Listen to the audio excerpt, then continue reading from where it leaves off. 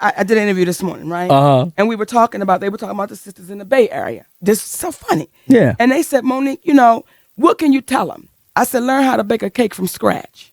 Because a lot of women is box bakers. And when you bake a cake from the box, your man don't give it to you the way that you bake it when you do it from scratch. You tell me that. And if your woman take the time out to get that room temperature butter, them room temperature eggs, baby, and she mixing in that sugar, she looks sexier to you, don't she? She in them heels, baby, in that apron, and she making that cake from scratch. You looking at her like, baby girl, I can't wait to get a slice of that. But for you old fast asses, for you old young gals worrying about getting a bag, you don't know how to bake a cake. I'm not mad at these women getting the bag. Look, I'm gonna tell you right now, we can order cakes. I can't order dollars. So if you can bring that to the house, I'll take that. I'm saying that's because you're a young fella and you don't even understand. You don't get it. I mean, I'm not a cake eater. I mean, I get my glucose from alcohol. Is it worried about the bag, or do you want somebody to hold on to? I mean, I can hold on to somebody. I'm not saying it's about but I need her to bring something to the table too. I appreciate that. Yeah, she does. But see, oftentimes we got so caught up in just worrying about the bag, we forgot how to love our men. Now, do you have a woman? Not yet, right. So what I'm saying is, okay, see, because you want a woman that's going to stop at the grocery store and pick you up a slice of cake. And what she's saying is, I really ain't into you like that because I ain't going to take the time to bake it for you because you want to make sure she can bring money to the table. But them real brothers are saying, yeah, baby, do your part. But I would like a nice slice of sweetness and see, I think at the end of the night. Come on, Dre. I need you to come to the microphone. Because Dre is one of them brothers. I think he missing the point. It's not about the actual cake. Talk to him. It's about the effort that goes into baking the cake. It's about the organic, being organic. It's about her taking her time baking the cake. I know some organic women. I know a lot of women that cook, but I mean, you ain't got to make me a cake. I'll say, I'll take you bringing some cash to the table a whole lot faster than I have you bringing up an upside down cake, because all I'm going to do is be like, I don't even eat that. I mean, you can bring me a bottle of Hennessy and a couple bands. But I mean, I understand what you're saying, brother. I understand what you're saying. Cool. But Monique, you are here in the Bay Area. You got 2 shows tonight. My man said you got 2 shows tomorrow. Say it. So, how do you like performing in the Bay Area, and how do you feel the crowd is out here? All right, now he went into journalistic mode. So I'm going to now be professional. I mean, and I'm going to answer it. Whenever I come, Dre, I gets down with you, brother. Whenever I come to the Bay Area, it's like I'm coming home for a reunion because for almost 30 years, the Bay Area has been good to me, baby. Yeah. See, I was in the Bay Area before the Bay Area was the Bay Area. So whenever I come back to visit, it's like I'm coming home to my family. And they come on out. And it's one of those kind of things where we know we coming to a comedy show, but we feel like we coming to the cookout. That's all on G. Bay Area, I remember the Bay Area Comedy Festival. And I remember years ago, I want to talk about 9-10 years ago, this is when I was smoking this festival. I'm talking about, when you got that momentum. Yes. When cats like Tony Roberts and those boys is walking up to you going, man, there's a rumor going on, you might be leaving. Because I had another gig in Boston that was paying me more money than I would make if I win the festival. Come on. So I pulled the people in the Bay Area Festival together that was putting it together. I said, hey, if I come in second place, can I get a guarantee of this amount? And they was like, nah, I can't do that. The next day I was on a plane going to Boston to get that guarantee money. That was my last time. In the Bay? In the Bay. That's my last time in the Bay. So this is a reunion. This is a reunion. So you coming back now? I'm coming back. You a Raider fan? I am. I'm sorry to hear that, bro. Sorry about what? I'm sorry to hear that, man. Sorry, why you sorry, Raiders man? be losing to DeVry. I'm sorry to hear Oh, please, look. I gotta ask. Hold on. Raiders and everything is beautiful. My car is coming back. What's DeVry? DeVry is a technical school. It is. What do they teach there? Let's talk about this situation you've been going through. We're going to talk about it some. What do they teach at DeVry, Gerald? I don't remember. I don't know, but I know people can find that online. They damn sure don't teach football. Dealing with this situation on Netflix. Let's talk about that real quick, because a lot of people are still posting about it and talking about it. We're dealing with inequality, and we're dealing with disrespect, and we're dealing with oftentimes we don't know how to talk to or treat one another. Right. And when you walk into situations like that, you have to speak loudly and clearly to let the people know you won't be disrespected nor mistreated. Because oftentimes people think that by the way you look, they can treat you how they choose to treat you. Right. So when Netflix came back with that deal of $500,000, but they paid my sister in comedy, Amy Schumer, $11 million. And she went back for more, right? And renegotiated. And people got behind her. And they said, we got to rally behind her because she should get more because Dave Chappelle and Chris Rock got $20 million. Yeah. But they offered me $500,000. They paid Amy Schumer 26 times more than me, and it didn't make sense, and they couldn't explain it. So what we're saying is we must boycott Netflix until they understand the word equality. Because when my husband said, who was also my manager, well, what did you base Amy Schumer's money off of? Right. And they said, well, she sold out Madison Square Garden twice. Her movie. And her movie. And then my husband said, well, are you aware of Monique's resume? Well, we don't go off of resumes. We go off of what we anticipate you're going to bring to the table. Well, you do know with Monique's resume, what she's done, they've been number ones. Well, we know, but we just don't know what that's going to mean to us. Right. So again, in Hollywood, this is nothing new. Women of color, especially black women, have always been given low offers, have always been disrespected. But what we've been told to be is be quiet and wait for the next one. So we have to take a stand and say, no, we're going to talk loudly and we're going to get it on this one. So when I walk into here, son, and you don't even introduce yourself. See, that's what we deal with in a place called Hollywood, because oftentimes it's I sit behind this position and I don't have to do that.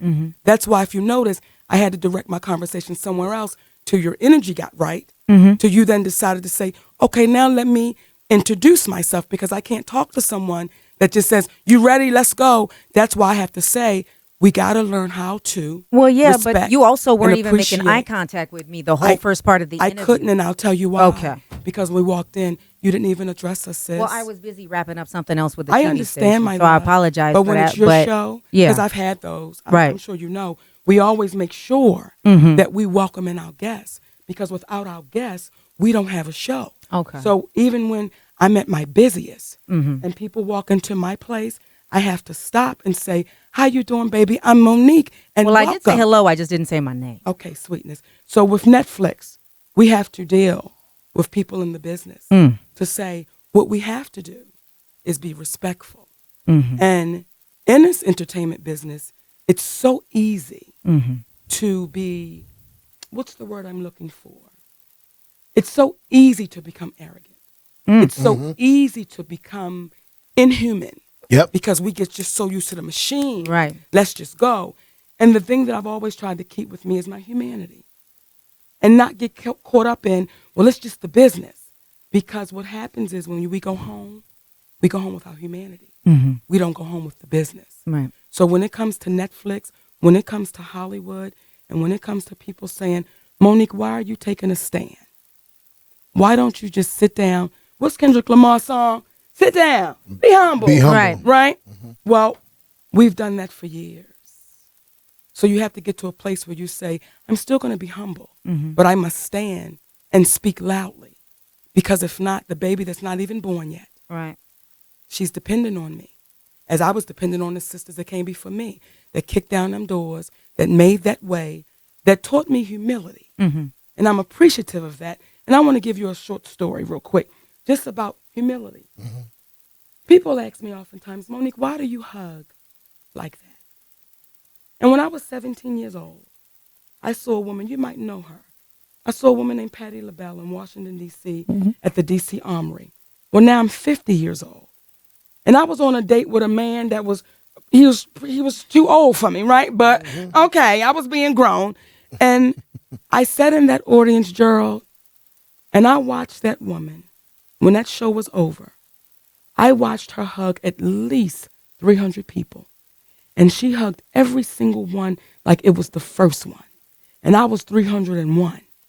And when it got to me, that woman hugged me, baby, like I was the first person in line.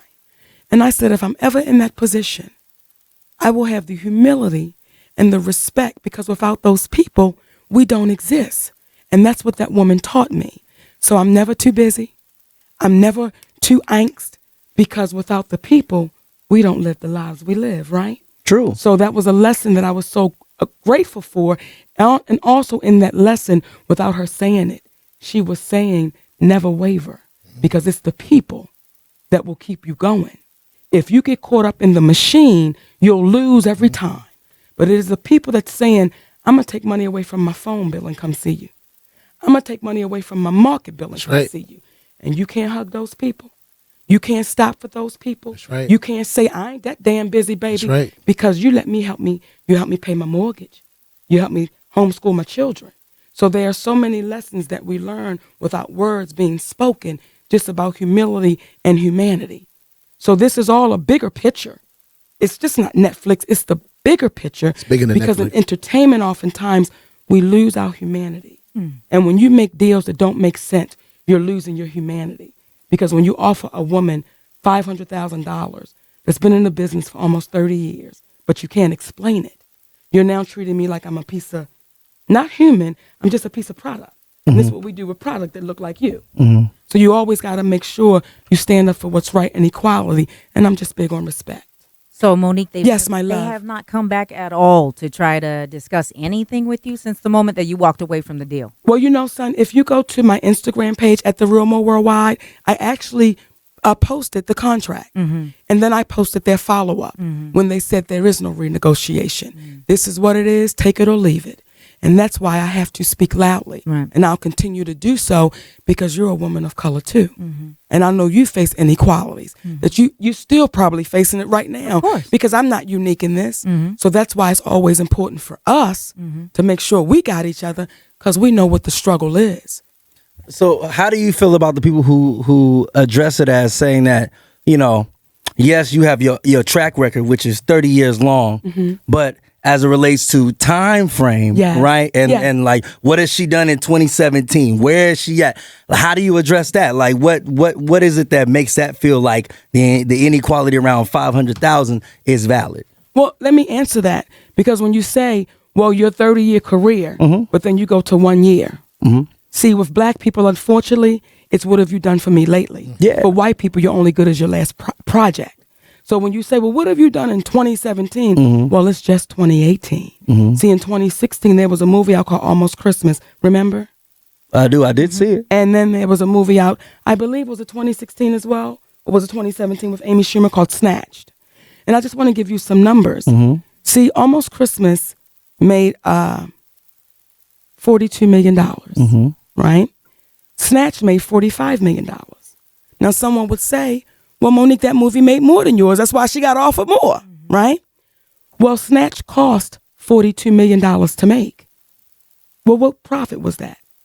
$3 million. $3 million. Yeah. Almost Christmas cost $17 million to make. But it made $42 million. What profit was that? A lot more than 3. $25 million. Yeah. So someone would have to ask, how much more do I have to do? So when you say, well, what you do in 2017? Well, I'm still a stand-up comedian. And I've never stopped touring. So because I didn't do a movie in 2017, it's valid to offer me $500,000? I didn't write the contract. No, but I'm just asking you. Yeah. No, because you made your statement. Yeah. So I'm asking you. Yeah. What validation do they have to say, well, because in 2017 we didn't see a movie? How do you feel about that? I mean, so I can only speak to it from this perspective. As an avid consumer, right? One could say, well, when was the last time Monique did something? Okay, Almost Christmas. Okay, we had Almost Christmas. But when was the last Monique comedy special I saw? Well, I remember Queens of Comedy. That was funny. Okay, but what else? Like, you know, but if you're a comedy connoisseur, you're somebody that, you know, consumes comedy on a regular basis, you can say, well, Amy Schumer had a show out. Amy Schumer had this movie. She had comedy specials. I know she was on HBO. So again, to the average consumer, one could be like, well, she's been consistently working. It would make sense for her to be like, oh, for them to say, okay, she was given this much money. If Monique hasn't been working from what I'm seeing, like, I don't know, why wouldn't she take the deal? I'm going to answer it. Can I say something? Yeah. I want you to, Gerald. So, Chris Rock, Dave Chappelle, Talk to him. hadn't been doing anything For a long time. Yeah.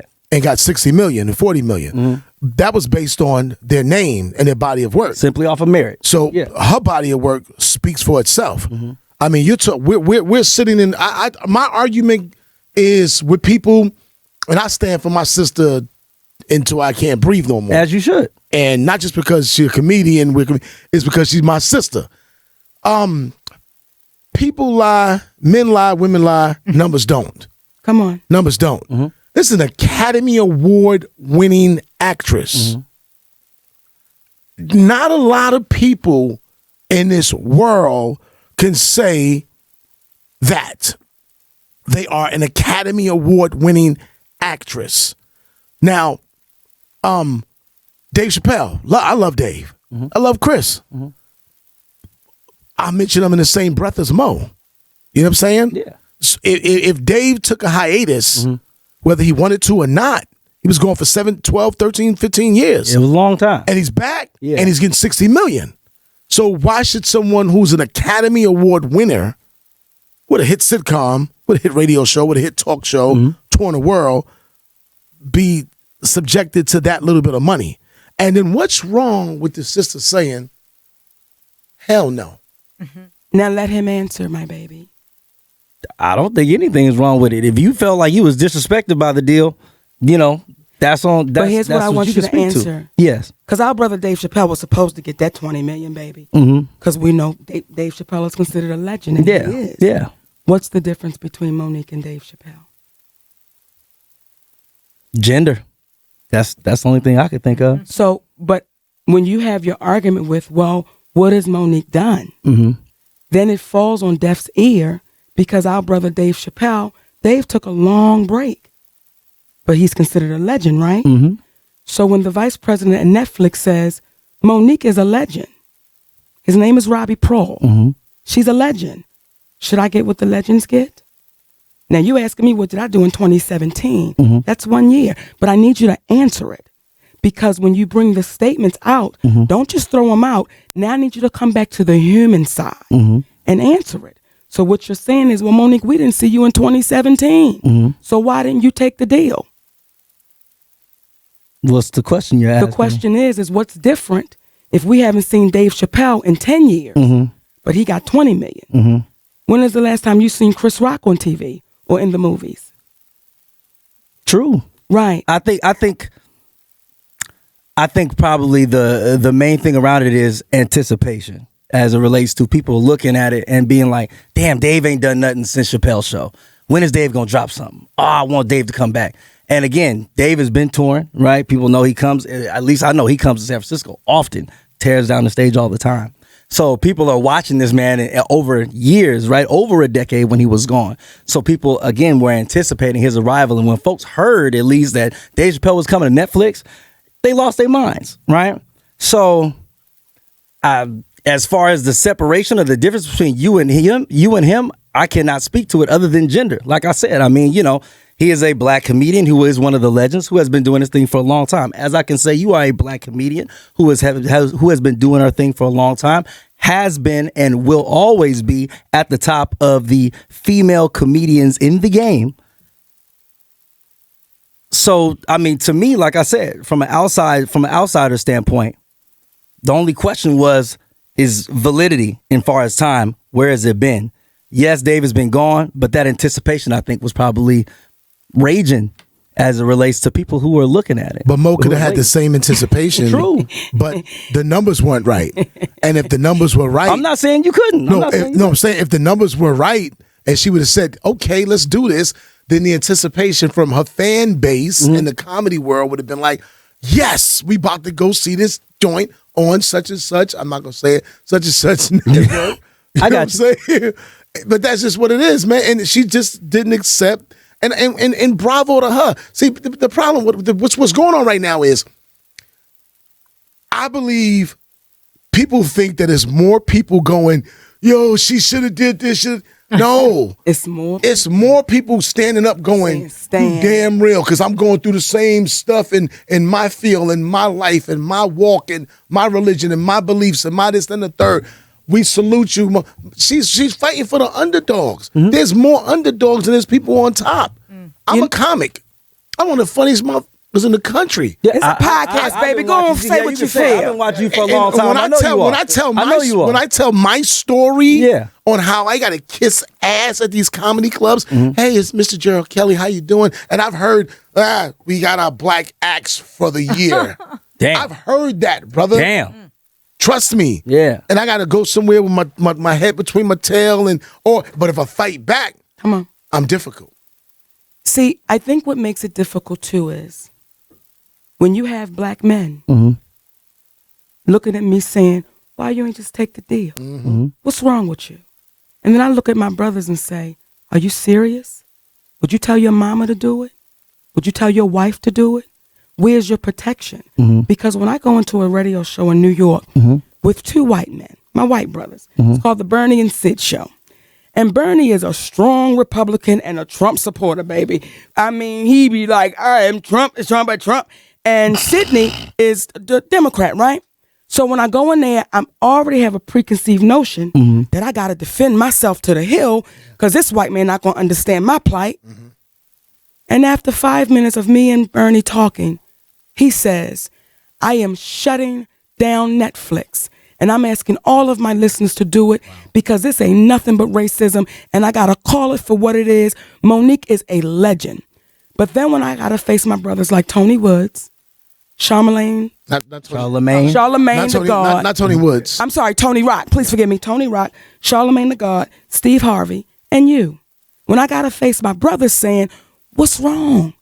Why you... Well, Come you can't on put now. me in the same category Why you as ain't Tony just take Rock or Charlamagne. Because- Believe me, my pay grade is a whole lot lower than any of them. So anything understand what I'm saying. It doesn't have anything to do with money. She means how you think. It doesn't have anything to do with money. I understand. When I look at my brothers and they say, Monique, come on now.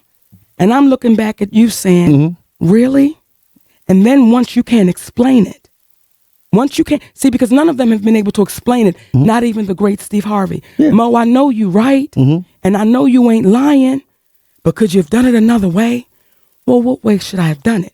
Well, I don't know. Well, then when we start explaining it, and you say, well, Mo, what you do in 2017? And then we say, well, what has Dave Chappelle done in 10 years? Oh, well, they anticipated there's always a reason.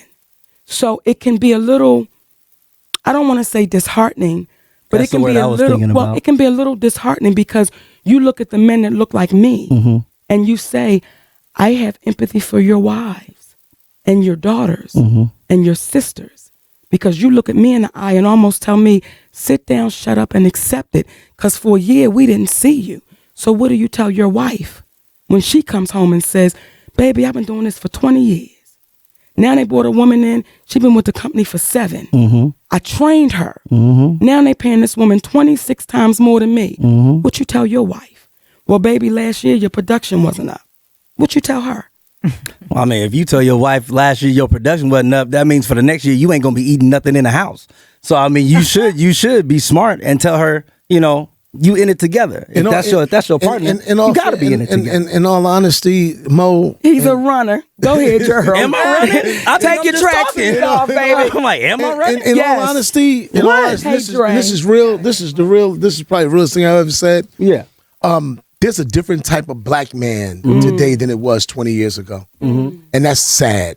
Okay. Brothers aren't taking care of their children. You damn sure ain't taking care of their women. Damn sure not fighting for their women like they used to. And I'm not saying all. There's a lot out there, and all you gotta do is just watch what's going on in the world. There's 79.8% of African American households are fatherless. 79.8% of African American households are fatherless. Yeah. It's horrible. Our women are, you know what I'm saying? I don't have any children, so I mean, I can't speak to the topic. We don't Quickly. I'm sorry, it's just hard for a sister to get that, but the ones that really get it and know, they ain't just ready to just talk about support her on no comedy level. They in the mud talking about, man, don't ever disrespect the sister like that. My sister, your sister. And that's just how it is. And I salute her.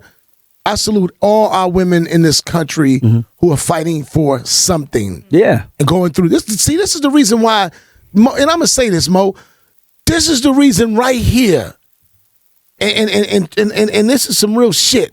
This is the reason why when sisters get sexually abused and get raped and go through bullshit, they never say anything.